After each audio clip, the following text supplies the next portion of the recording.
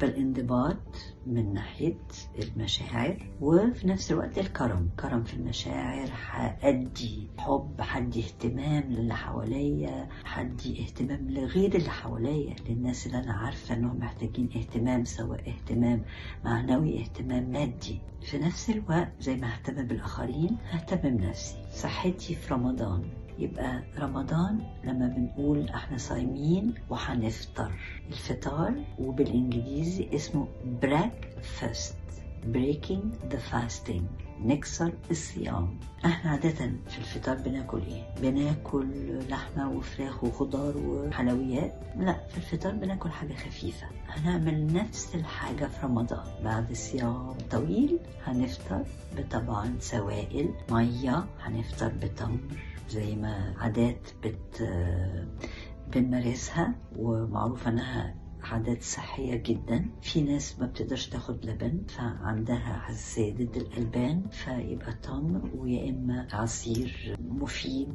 ما فيهوش سكر كتير، ما نزودش سكر العصير، يا إما تمر مية، يا إما تمر بقمر الدين برضو ما يكونش مسكر. عدد التمر برضو هنتصرف فيه على حسب جسمنا. اللي عنده سكر ما بياخدش تمر كتير، اللي ما عندوش سكر بياخد. برضو دايما كلها حاجة تبقى معقولة، مش هنبالغ في ولا حاجة.